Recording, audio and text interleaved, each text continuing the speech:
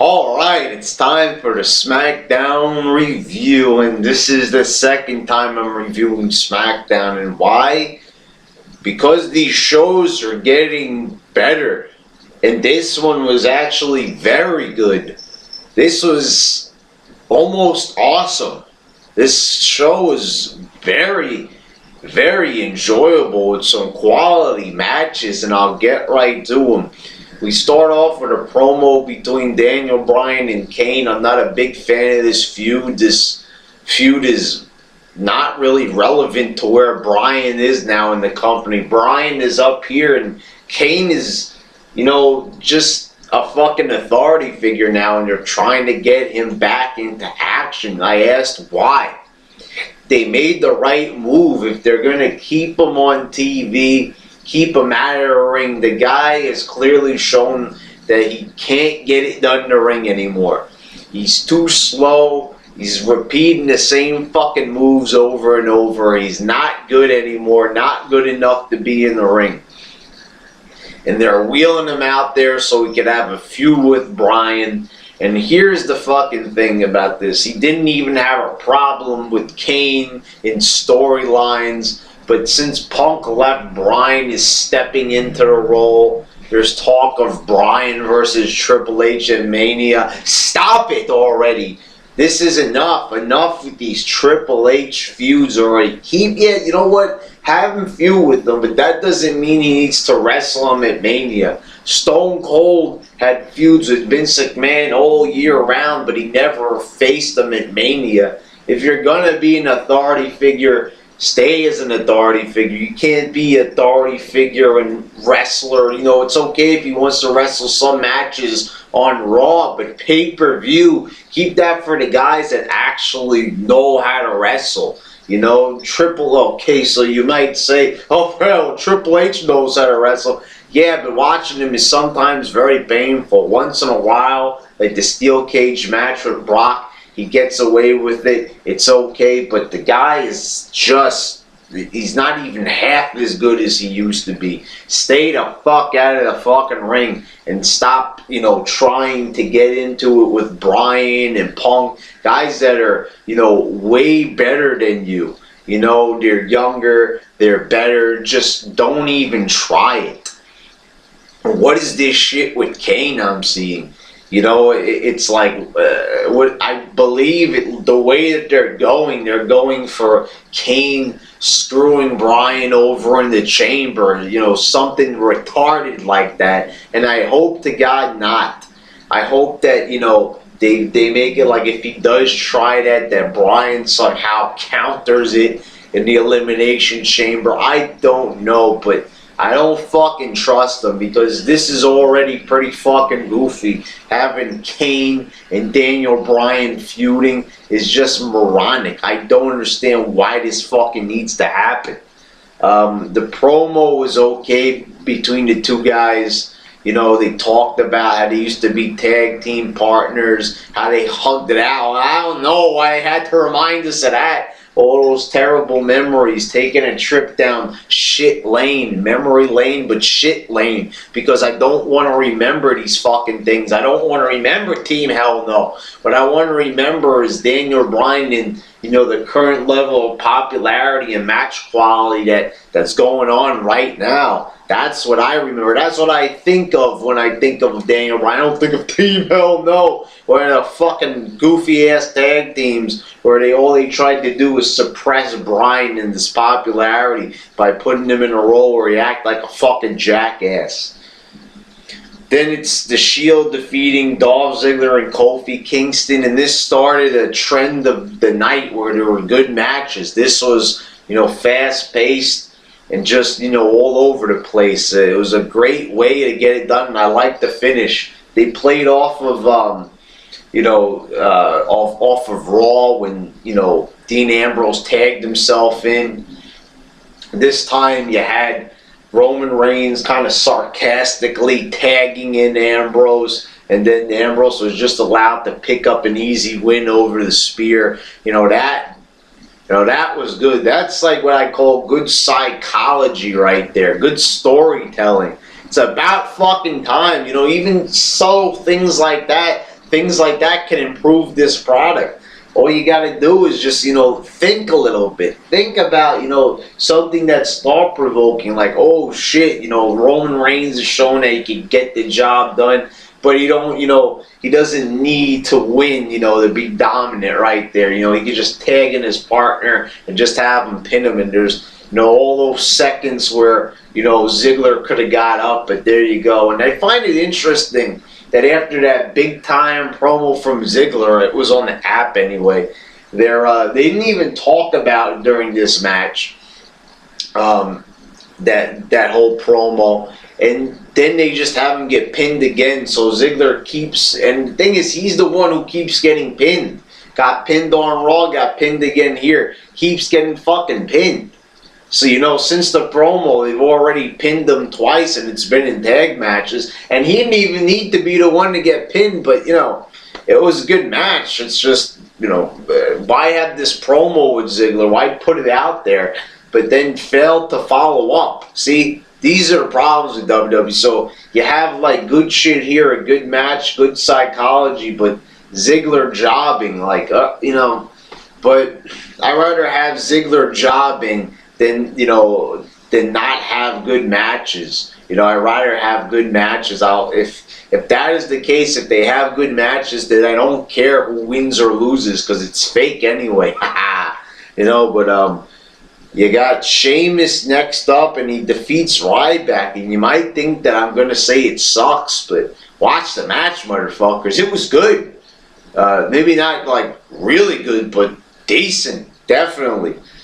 This is why I never came on here, and everybody always demanded, why don't I do a Sheamus sucks rant? Months and months ago I did lists about my least favorite wrestlers, and Sheamus wasn't on any of those lists. And this is why, because when Sheamus tries, he's good.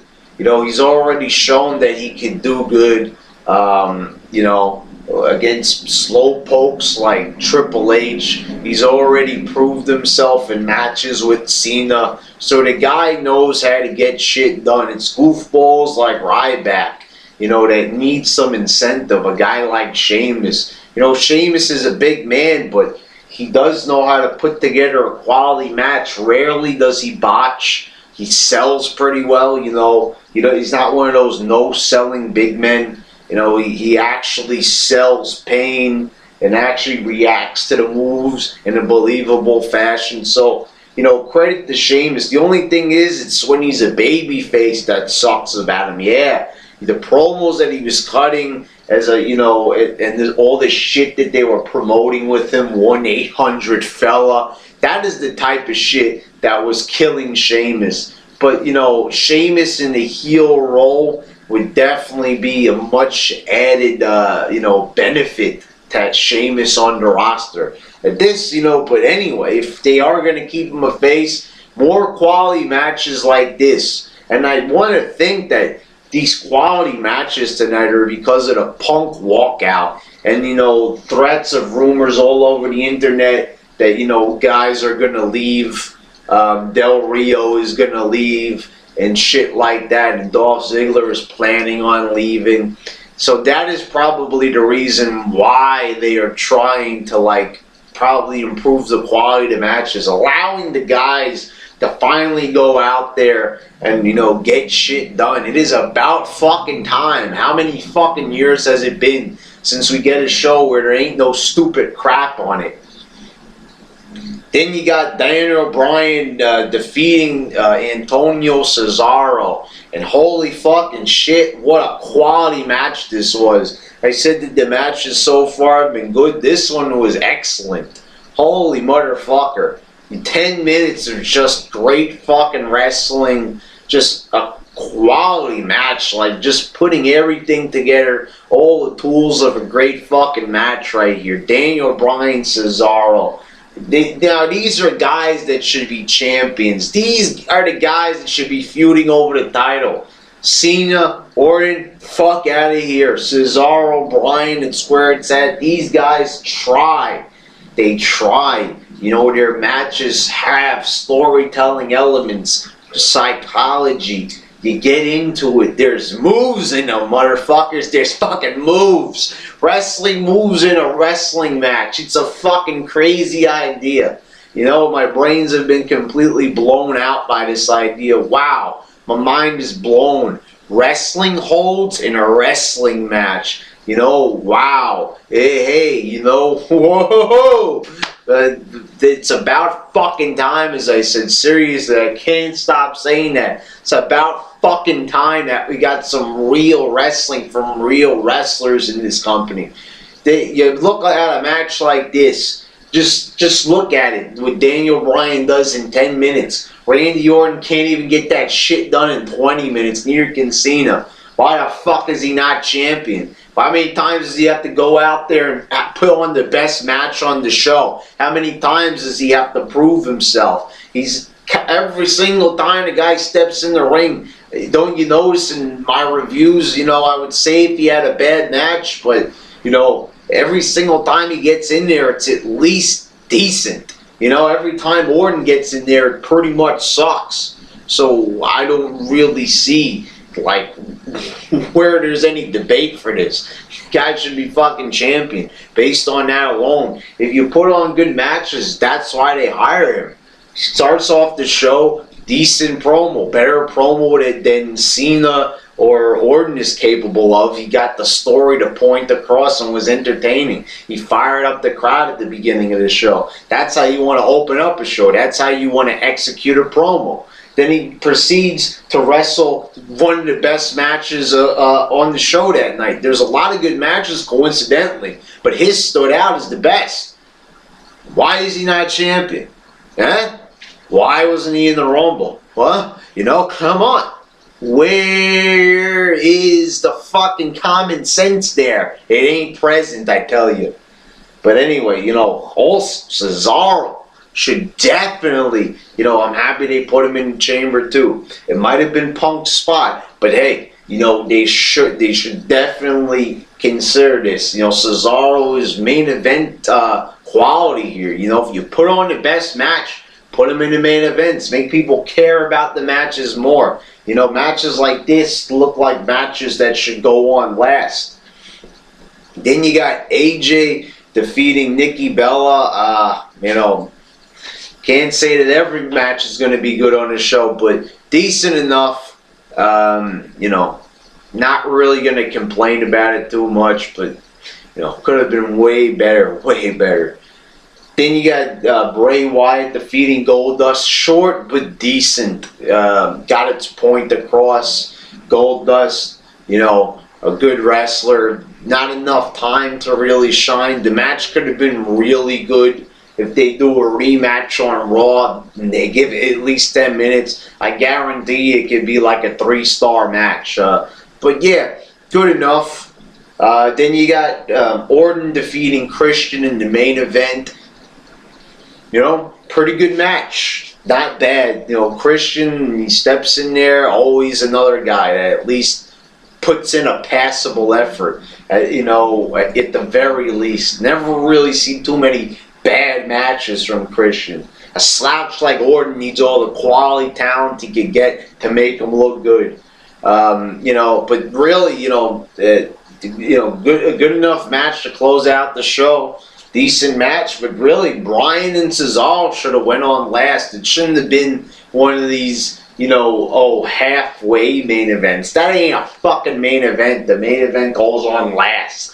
You know, I understand you put the champion at the end of the show, but seriously, that should be Bryan's role. He should already be fucking champion. He's champion in the eyes of the fans. You know, he looks like the champion because everybody's fucking cheering for him, but, you know, I don't want to say too many negative things about this show because, you know, it was a good show, and if you didn't see it, I recommend it. You go fucking watch it because I haven't seen a show this good in a long time. It's better than some of the decent Raws we've had. It was better than Raw, and I said that I enjoyed Raw, but this I really enjoyed.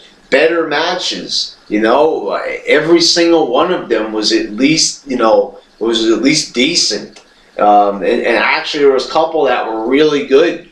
I enjoyed Orton and Christian, Cesaro and Bryan completely blew my fucking mind. What a great match that was.